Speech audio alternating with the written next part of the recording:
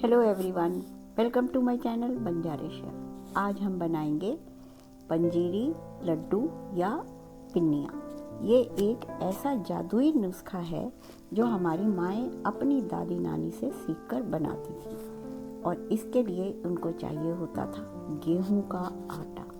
बढ़िया देसी गेहूं के आटे से ये बनता था, जिसमें ढेर सारा घी डाला जाता था और साथ में डालते थे मेवे, जिसमें पिस्ता, बादाम, अखरोट, काजू, मगज़ जो कि मेलन सीड्स, खरबूजे तरबूजे के बीज, सनफ्लावर बीज, तिल, कमरकस और पोस्त दाना, खसखस जिसको कहते हैं, नारियल, अजवाइन, मेथी दाना, सौंफ और साथ में होता था जिंजर पाउडर यानी सौंठ, जायफल और जावित्री बेहद फ़ायदेमंद, गोंद और साथ में कमरकस। ये खासकर जब नई माताएं बनती थी, ये वाले जो है नुस्खा ज़रूर आज भी तैयार होता है, पहले भी तैयार होता था। तो शुरू करने के लिए इसमें हम खसखस को बिल्कुल हल्की हल्की हीट के ऊपर भून लेंगे। खसखस कैल्शियम, आयरन, मैग्नीशियम से भरपूर होता है, पाचन में भी सुधार करता है, नींद लाने में मदद करता है, हड्डियों को मजबूत बनाता है और इम्यूनिटी भी बढ़ाने में सहायक है, खून की कमी दूर करता है। तो हल्के हल्के आंच के ऊपर भूनकर हमने इसको अलग निकाल लिया। अब इसमें भूनेंगे सौंफ और अजवाइन। ये एंटीऑक्सीडेंट्स हैं, एंटीबैक्टीरियल गुण होते हैं इनमें, सर्दी, जुकाम और इन्फेक्शन से लड़ने में मदद करते हैं, पाचन तंत्र को भी सशक्त बनाने में हेल्पफुल होते हैं। तो इनको भी हल्का हल्का भूनकर अलग निकाल लेते हैं। अब इस पैन के अंदर हम बिना घी के ही भूनेंगे तिल जो कि कैल्शियम से भी भरपूर होते हैं और इनको भी हल्का चटकने तक हम इनको भूनेंगे। इनके अंदर भी एंटीऑक्सीडेंट्स के गुण होते हैं और साथ में यह एक दूध, अगर आप नहीं पीते हैं तो दूध की कमी को भी पूरा करते हैं। अब इसके अंदर लेंगे हम मगज़ यानी कि तरबूज, खरबूज के बीज।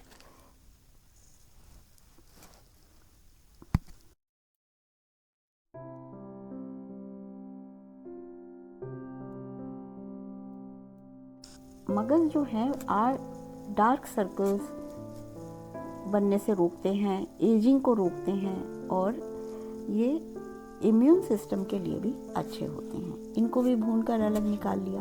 अब हम भूनेंगे मेथी दाना। तो मेथी दाना आप जानते ही हैं, अर्थराइटिस के अंदर बहुत फ़ायदेमंद होती है, पाचन सुधार करती है, कब्ज़, गैस, एसिडिटी की समस्याओं से छुटकारा दिलाती है, हार्मोन संतुलित करने में मदद करती है, डायबिटीज़ नियंत्रित करती है और नई माँओं में ये ब्रेस्ट मिल्क बढ़ाने में भी लाभदायक होती है। तो इसको भी अच्छा भूरा होने तक हमने भूनकर निकाल लिया और इसके बाद इसके अंदर हम सनफ्लावर सीड्स को भी भून लेंगे। तो इसमें जितने भी नुस्खे पड़ते हैं, जितनी भी इसके अंदर स्पाइसेस पड़ते हैं, वो हमारी हेल्थ के लिए बहुत ही लाभदायक होते हैं। हमारे बुजुर्ग बहुत ही समझदार थे, जिन्होंने बड़ी बुद्धिमानी से इन सब चीज़ों को एक खाने में डालकर रोज़ हम ले सकें, ऐसा इसको बढ़िया सी स्वादिष्ट डिश बना दी।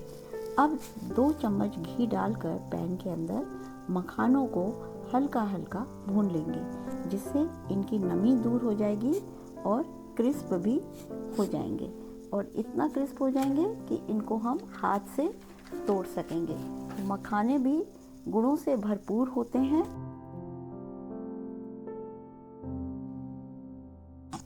इनमें पोटेशियम, मैग्नीशियम, आयरन, जिंक भरपूर मात्रा में पाया जाता है, शक्तिवर्धक होते हैं और गठिया, जोड़ों के दर्द में ये बहुत ही लाभकारी होते हैं, खून बढ़ाने में भी मदद करते हैं। तो इनको भी भूनकर हमने अलग कर लिया। अब हमने डाला है 1 चम्मच घी डालकर नारियल को कद्दूकस किया हुआ है, सूखा गोला जिसको कहते हैं, उसको भी हल्का हल्का भून लेंगे। इनके अंदर vitamin B, calcium, magnesium, potassium होता है, इम्यूनिटी बढ़ाने में भी सहायक होते हैं और इनमें एनीमिया की जो शिकायत होती है, खून की कमी को भी दूर करने में ये सहायक होते हैं। हीमोग्लोबिन बढ़ता है जिससे कि खून बढ़ता है, यानी शरीर में दिल की बीमारियों में भी इसमें मदद मिलती है और आंतों में जो और खून की नलियों में प्लेक बढ़ने से रोकता है। अब इसको भी हमने अलग कर लिया। अब फिर से पैन के अंदर हम घी डालेंगे और इसके अंदर अब हम डालेंगे गोंद। गोंद जो है यह है बबूल का गोंद, इसको कहते हैं गम अकेसिया। ये गर्माहट देता है और शुगर कम करने में मदद करता है, कोलेस्ट्रॉल भी कम करने में मदद करता है, हड्डियों में जो अर्थराइटिस की वजह से जो मुश्किलें आती हैं उनको भी दूर करने में मदद करता है। तो घी डालकर तेज़ आंच के ऊपर इसको हमने भूनना है एकदम। ये फूले फूले से जब गम जो गोंद होता है वो फूल जाता है मखानों की तरह और क्रिस्प हो जाता है, ऐसा होने के बाद इनको भी निकाल लेंगे अलग प्लेट में। अब इसी तरह हम भूनेंगे कमरकस। कमरकस भी एक तरह से गोंद ही होता है और ये अनिद्रा, पेट दर्द, पीठ दर्द को दूर करने में सहायक होता है। डिलीवरी के बाद नई माँओं के लिए ब्रेस्ट मिल्क बढ़ाने में भी मददगार होता है और दूध बढ़ाने की मदद के साथ ही यह हड्डियों में जो दर्द होता है, कमर के अंदर दर्द होता है, उसमें भी जो है ये हेल्पफुल होता है। तो इस तरह से ये भी एक तरह का गोंद है जिसको इस तरह से फ्राई करके हमने निकाल लिया और डिलीवरी के बाद खास तौर से ये यूज़ किया जाता है। अब पैन के अंदर घी डालकर हम भून लेंगे अखरोट और बादाम। ये दोनों ही मिनरल, विटामिन्स और एंटीऑक्सीडेंट से भरपूर होते हैं, याददाश्त को तेज करते हैं, हृदय स्वास्थ्य के लिए सहायक होते हैं, पाचन क्रिया और रोग प्रतिरोधक क्षमता को बढ़ाते हैं। फाइबर से भरपूर होने से ये पाचन तंत्र को ठीक रखने में मददगार होते हैं, हड्डियों को मजबूत बनाते हैं, इम्यूनिटी बूस्ट करते हैं। इनके अंदर थोड़ा सा हमने पैन में घी और डाला जिससे ये अच्छी तरह से क्रिस्प और फ्राई हो जाएं। हल्के लो हीट के ऊपर इनको हमने भूनना है। इसके बाद इसमें हम डाल देंगे काजू और काजू को भी हल्का बिल्कुल भूरा होने तक भूनेंगे और साथ में इसमें हम डालेंगे किशमिश जो कि डाइजेशन और इम्यूनिटी बढ़ाने में भी सहायक होती हैं, हार्ट हेल्थ के लिए अच्छी होती हैं, पोटेशियम मैग्नीशियम से भरपूर होती हैं। पिस्ता बॉडी वेट नियंत्रित करता है, शुगर और आँखों की रोशनी के लिए बहुत फ़ायदेमंद है और इसके अंदर इंसुलिन की प्रतिक्रिया को भी सुधारने की क्षमता है। और अब जो हमने जितने भी मसाले भुने हैं और सब चीज़ें फ्राई की हैं इनको बारीक कर लेंगे। तो हमने मखानों को भी बेलन से पीस लिया है, गोंद को मिक्सी में चलाकर पीस लिया है, तो कमरकस सब चीज़ों को पीस लिया है, मेथी दाना, अजवाइन, सौंफ को दरदरा कर लिया है, मेथी दाने का बारीक पाउडर बनाया है। तो ये सब चीज़ें तैयार होने के बाद अब हम पैन के अंदर 2 बड़े चमचे भरकर घी डाल रहे हैं। इसके बाद इस पैन के अंदर डालेंगे आटा। अब आटे को हमने भूनना है। इस समय हमारे ये अच्छी मात्रा में घी का यूज़ करेंगे, तो आटे को धीमी आंच के ऊपर भूनना है। इसमें टाइम लगाइए और जले नहीं, ये ध्यान रखेंगे। तो अच्छी तरह से 2-3 चमचा भर के हमने घी ऐड किया और इस आटे को धीरे धीरे भूनते जाएंगे जब तक कि इसका रंग हल्का सा भूरा सुनहरा सा हो जाएगा। तो ये इस तरह से आटे को भूनते जाना है। ये कई स्टेप्स में करेंगे।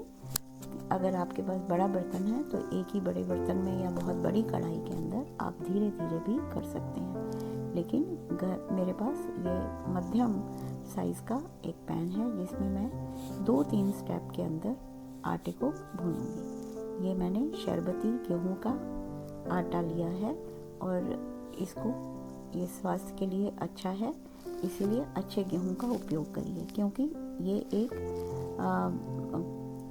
बहुत ही हेल्थ के लिए हम रेसिपी बना रहे हैं, जो कि हमारी माएँ अपनी दादी नानी से सीखकर बनाती थी। और आज भी ये जो नई माएँ बनती हैं उनके लिए ये एक बहुत अच्छी रेसिपी बन गई है। तो एक बड़े बर्तन में मैंने ये सारा ही गेहूं का भुना हुआ आटा निकाला है और इसको दोबारा से थोड़ी अच्छी तरह से भून लेती हूँ और घी डालकर।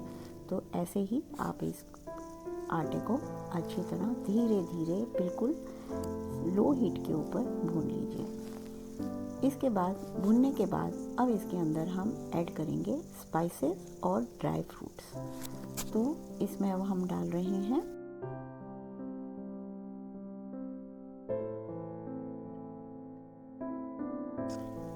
बारीक किया हुआ गोंद, जो हमने घी के अंदर फ्राई किया है, गोंद और कमरकस का मिक्सचर। इन दोनों को बारीक पीसने के बाद इस गेहूं के भुने हुए आटे में मिक्स कर देते हैं और साथ में ऐड करेंगे दरदरी की हुई सौंफ और अजवाइन का पाउडर और बहुत ही बारीक पिसी हुई मेथी दाने का पाउडर।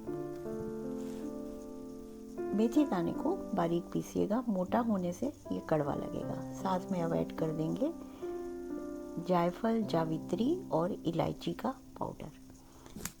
और साथ में अब हम इसके अंदर जो बारीक हमारे पास सौंठ का पाउडर है या जिंजर पाउडर है उसको भी ऐड कर देते हैं। मखाने को बारीक क्रश कर लिया था, उसको भी इसमें ऐड कर देंगे। भुना हुआ कोकोनट, ग्रेटेड कोकोनट है, इसको भी ऐड कर रहे हैं। और साथ में अब डाल देंगे भुनी हुई खसखस और 4 मगज, सूर्यमुखी के बीज और भुने हुए तिल। इन सबको ऐड करने के बाद अब इसके अंदर हम डालेंगे जो घी में नट्स हमने फ्राई किए हैं उनको ऐड कर देंगे। काजू, किशमिश, बादाम, अखरोट, इनको भी ऐड कर देंगे, कटा हुआ पिस्ता। तो ये हमारा बहुत ही भरपूर है मेवों से, घी से। और अब इसके अंदर हम ऐड कर रहे हैं गुड़ का पाउडर, जैगरी पाउडर। आप इसके अंदर चीनी भी डाल सकते हैं, लेकिन गुड़ ज़्यादा फ़ायदेमंद होता है, तो गुड़ का पाउडर हमने यहाँ पर ऐड किया है। शक्कर को ऐड करना है। तो इस तरह से ये हमारी पंजीरी बनकर तैयार हो गई। घी इसके अंदर और ऐड कर देते हैं। थोड़े घी को हम पिघला कर भी डालेंगे इसके अंदर और अच्छी तरह से इस भुने हुए आटे और मेवों के मिक्सचर में ऐड कर देंगे।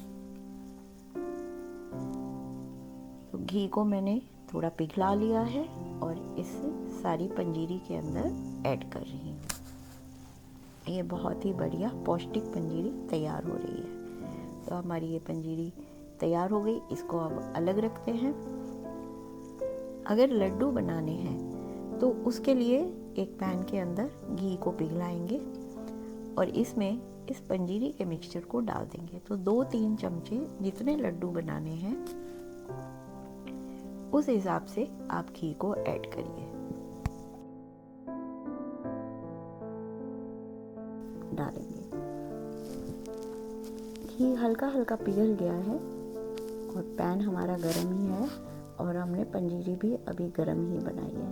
तो इसके बाद ये बनी हुई पंजीरी का मिक्सचर पैन में जो घी है इसके अंदर डालकर मिला लेंगे।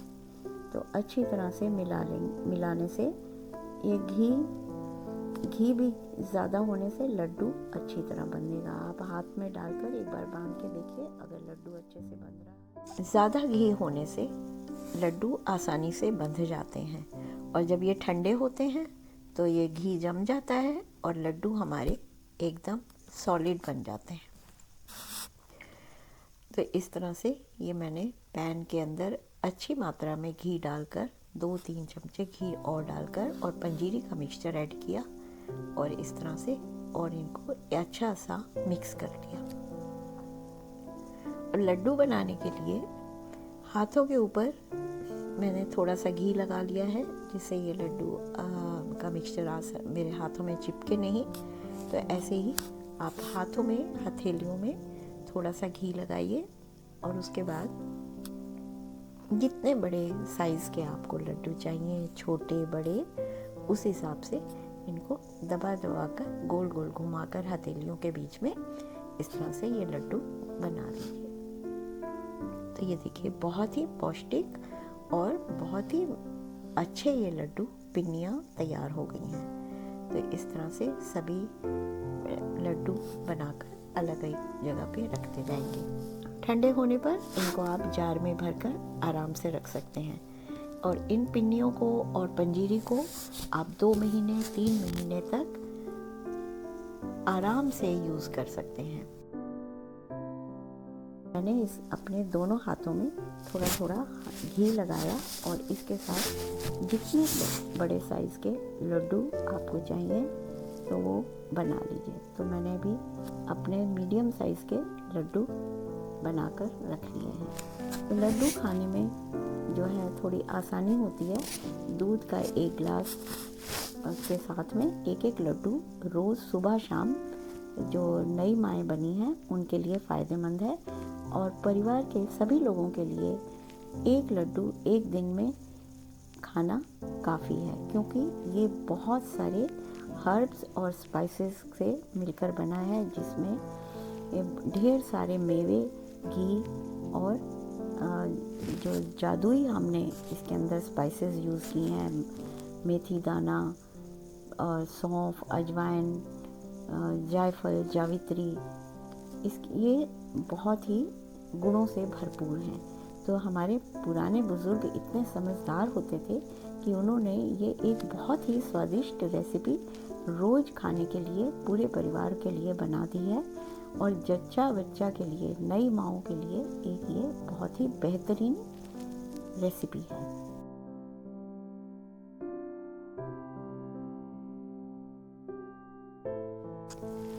इस पंजीरी या लड्डू की रेसिपी को यूज़ करने में एक ख़ास बात का ध्यान रखते हैं कि जो महिलाएं प्रेग्नेंट हैं, उनका प्रेगनेंसी का टाइम चल रहा है, उस वक्त ये वाली पंजीरी और लड्डू यूज़ करने की सलाह नहीं दी जाती, क्योंकि इनमें जो भी स्पाइसेस यूज़ होते हैं उनकी तासीर बहुत गर्म होती है, जो कि नुकसानदायक साबित हो सकती है।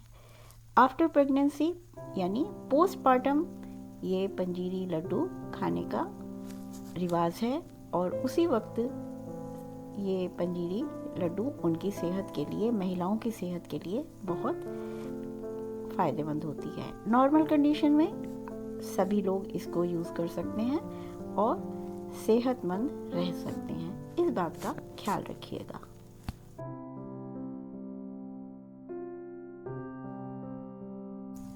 अगर आपको भी ये ट्रेडिशनल रेसिपी अच्छी लगी हो तो मेरे चैनल को सब्सक्राइब करना मत भूलिएगा।